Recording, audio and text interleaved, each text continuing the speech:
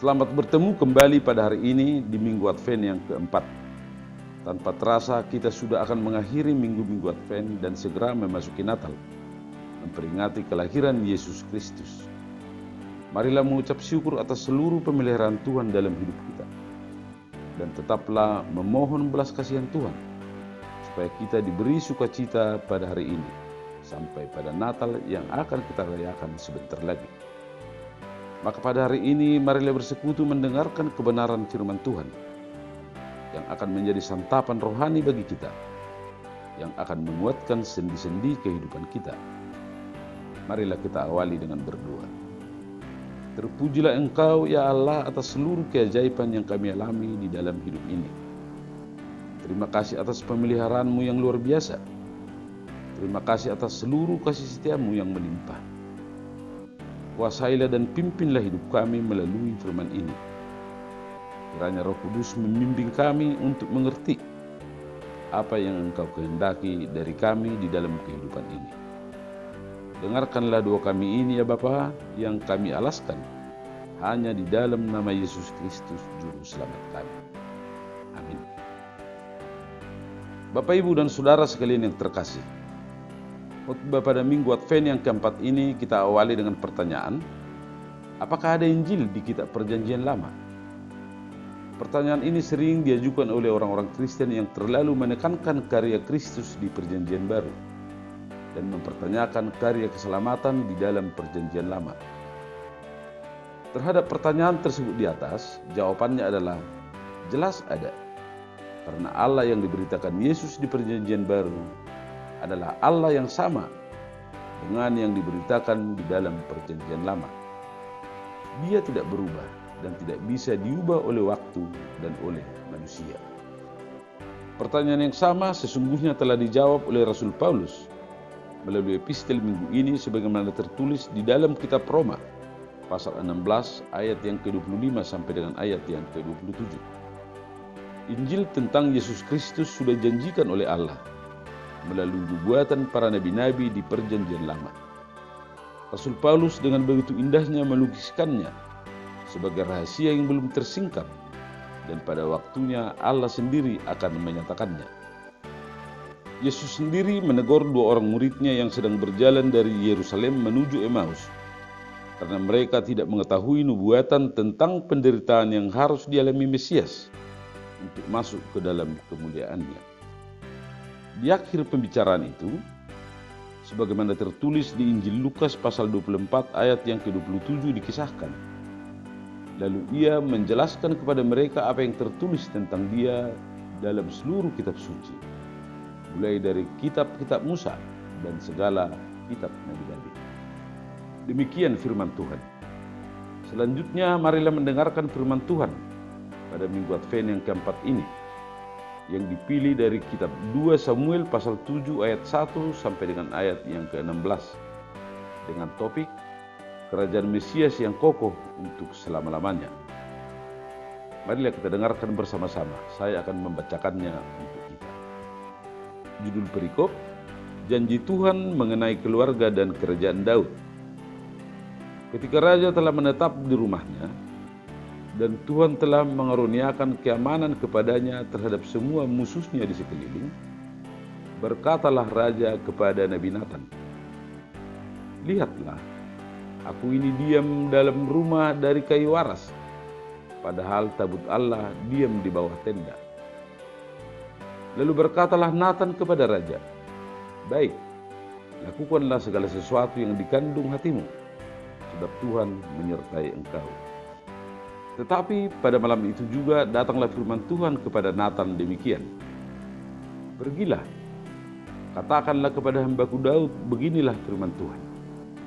Masakan engkau yang mendirikan rumah bagiku untuk kudiami?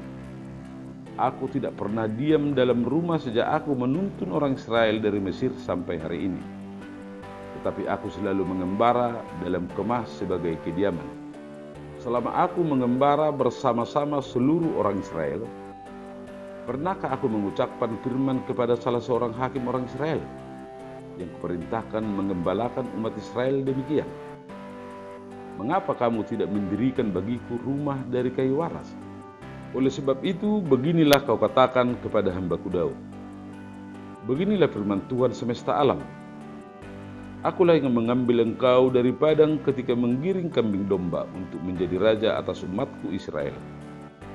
Aku telah menyertai engkau di segala tempat yang kau jalani, dan telah melenyapkan segala musuhmu dari depanmu. Aku membuat besar namamu seperti nama orang-orang besar yang ada di bumi. Aku menentukan tempat bagi umatku Israel dan menanamkannya, sehingga ia dapat diam di tempatnya sendiri dengan tidak lagi dikejutkan, dan tidak pula ditindas oleh orang-orang lalim seperti dahulu. Sejak aku mengangkat hakim-hakim atas umatku Israel, aku mengaruniakan keamanan kepadamu daripada semua musuhmu. Juga diberitahukan Tuhan kepadamu, Tuhan akan memberikan keturunan kepadamu. Apabila umurmu sudah genap dan engkau telah mendapat perhentian bersama-sama dengan nenek moyangmu, maka aku akan membangkitkan keturunanmu yang kemudian, anak kandungmu, dan aku akan mengokohkan kerajaannya. Dialah yang akan mendirikan rumah bagi namaku, dan aku akan mengokohkan tahta kerajaannya untuk selama-lamanya. Aku akan menjadi bapanya, dan ia akan menjadi anakku. Apabila ia melakukan kesalahan, maka aku akan menghukum dia dengan rotan yang dipakai orang, dan dengan pukulan yang diberikan anak-anak manusia. Tetapi kasih setiaku tidak akan hilang daripadanya, seperti yang kuhilangkan daripada Saul, yang telah kujauhkan dari hadapanmu. Keluarga dan kerajaanmu akan kokoh untuk selama-lamanya di hadapanku. Tahtamu akan kokoh untuk selama-lamanya. Demikian firman Tuhan. Bapak, Ibu, dan Saudara sekalian yang terkasih dalam nama Yesus Kristus. Pokok-pokok penting di dalam nats khotbah ini adalah sebagai berikut. Yang pertama, rencana Raja Daud untuk membangun bait Allah.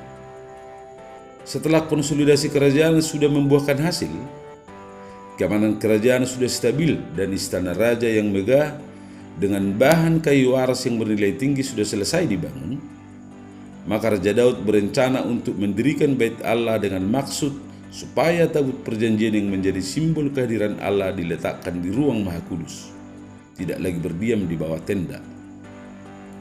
Keinginan Raja Daud ini disampaikan kepada Nabi Nathan, dan Nabi Nathan mengamininya. Secara manusiawi, kita bisa mengerti dan memahami keinginan Raja Daud untuk membangun bait Allah. Sebab bagaimana dia akan merasa tenang berada di istana sementara tabut perjanjian tidak berada di tempat yang layak. Yang kedua, Allah menolak rencana Raja Daud. Melalui Nabi Nathan, Allah berfirman tidak menyetujui rencana Raja Daud. Melalui Nabi Nathan, Allah menyadarkan Raja Daud untuk mengenal siapa dirinya dan siapa Allah yang disembahnya. Allah bukanlah Allah yang diam, bukan Allah yang berpangku tangan. Allah adalah Allah yang bekerja, yang tidak dibatasi oleh ruang dan waktu. Allah adalah Allah yang mengembara di padang gurun bersama nenek moyang Raja Daud dan menghantarkan mereka ke tanah perjanjian. Bahkan Allah adalah Allah yang memanggil Daud dari padang penggembalaannya dan dipersiapkan untuk menjadi raja bagi umat Israel. Allah memiliki rancangan yang sempurna, dan Allah merencanakan yang terbaik bagi Raja Daud. Dan yang ketiga, janji Allah mengenai keluarga dan kerajaan Daud. Setelah menolak rencana Raja Daud, melalui Nabi Nathan, Allah berjanji akan membangkitkan keturunan Raja Daud dan mengokohkan kerajaannya. Dialah yang akan mendirikan rumah bagi Allah, dan Allah akan mengokohkan tahta kerajaannya. Allah menjadi bapa dari raja yang akan datang itu, dan raja itu adalah anak dari Allah. Keluarga dan kerajaan Raja Daud akan kokoh untuk selama-lamanya di hadapan Allah. Tahta Daud akan kokoh untuk selama-lamanya. Sangat penting untuk memahami bahwa janji Allah ini bukan menunjuk kepada Raja Salomo anak Daud. Memang Raja Salomo lah yang mendirikan bait Allah di Yerusalem, tetapi itu adalah bangunan fisik. Raja Salomo juga duduk di atas tahta Daud menggantikan ayahnya, tetapi tidak menjadi raja untuk selama-lamanya. Janji itu tertuju kepada Yesus Kristus, bandingkan dengan Matius pasal 1 ayat 1. Dan bait Allah yang dimaksud adalah tubuh manusia yang harus dipahami sebagai bait Roh Kudus yang diberikan oleh Allah. Bandingkan dengan 1 Korintus pasal 6 ayat yang ke-19. Bapak, Ibu, dan Saudara sekalian yang terkasih dalam nama Yesus Kristus. Apa pesan utama dari firman Tuhan di Minggu Advent yang terakhir ini? Marilah kita dengarkan pokok-pokok pengajaran penting sebagai berikut. Yang pertama, rencana Allah adalah rancangan sempurna. Bagi kita orang percaya, iman harus dibuktikan dalam perbuatan. Akan tetapi motivasi kita dalam melakukan dan memberikan sesuatu harus benar di mata Tuhan. Motivasi kita dalam memberi janganlah dalam strategi memberi umpan kecil untuk memancing tangkapan besar. Cara seperti itu adalah upaya untuk menyuap Tuhan. Tuhan tidak memerlukan pemberian kita, sebab Tuhan adalah Tuhan yang Maha Kaya. Persembahan kita kepada Tuhan maupun kepada sesama adalah bentuk pengucapan syukur, karena Dia telah memelihara dan memberkati hidup kita. Karena itu, dalam hal apapun yang kita inginkan dan kita rencanakan, mintalah pimpinan dan campur tangan Tuhan. Kita serahkan seluruh rencana kehidupan kita kepada Tuhan, dan Tuhanlah yang menyempurnakannya. Rancangan Tuhan bukanlah rancangan kecelakaan, melainkan rancangan damai sejahtera. Yang kedua, kita adalah bait Allah yang sejati. Bangunan gereja adalah bangunan fisik yang memungkinkan kita untuk dapat bersekutu bersama-sama memuji dan memuliakan Tuhan. Maka bait Allah secara fisik tetap kita perlukan untuk bersekutu secara ragawi. Akan tetapi lebih jauh bahwa gereja adalah persekutuan orang-orang percaya. Tuhanlah sang kepala gereja dan kita adalah tubuh dari gereja itu. Sesungguhnya, bait Allah itu adalah kita sebagai pribadi dan kita sebagai keluarga. Bersama-sama dengan anggota persekutuan lainnya, kita diikat dalam persekutuan Roh Kudus. Kitalah gereja yang bersaksi ke ujung-ujung dunia dan ke lingkungan sekitar kita, sehingga kerjaan Allah bertumbuh dan kokoh untuk selama-lamanya. Dan yang ketiga, janji Allah pasti digenapi. Puncak penggenapan janji Allah adalah pada kedatangan Yesus Kristus, anak Daud. Janji Allah digenapi semata-mata hanya oleh karena kasih setianya kepada kita. Janji Allah atas kedatangan Yesus Kristus ke dunia bukanlah janji bersyarat. Artinya, janji keselamatan kepada manusia itu adalah mutlak otoritas Allah yang lahir dari belas kasihan-Nya, supaya kita jangan binasa akibat dosa-dosa kita. Janji itu tidak menuntut persetujuan dan syarat dari pihak kita. Janji itu adalah anugerah Allah. Di dalam pemahaman itulah kita harus menempatkan diri, berada di dalam suasana Advent yang terus-menerus, mengharapkan Yesus Kristus yang sudah datang, akan datang, dan sedang datang itu. Kita tidak mungkin melakukan sesuatu untuk keselamatan kita, tetapi Tuhanlah yang berinisiatif melakukannya untuk kita umatnya. Di dalam keberdosaan kita, tidak akan pernah kita mungkin menghampiri Tuhan yang maha mulia itu.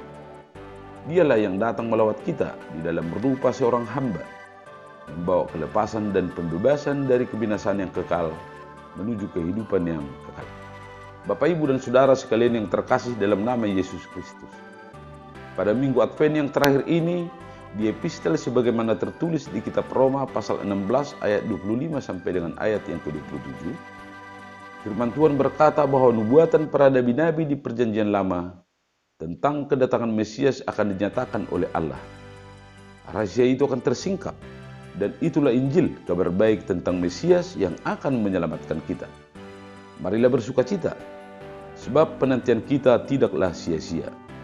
Sambutlah kedatangan Yesus Kristus. Selamat beribadah di Minggu Advent yang keempat. Kiranya Tuhan memberkati kita.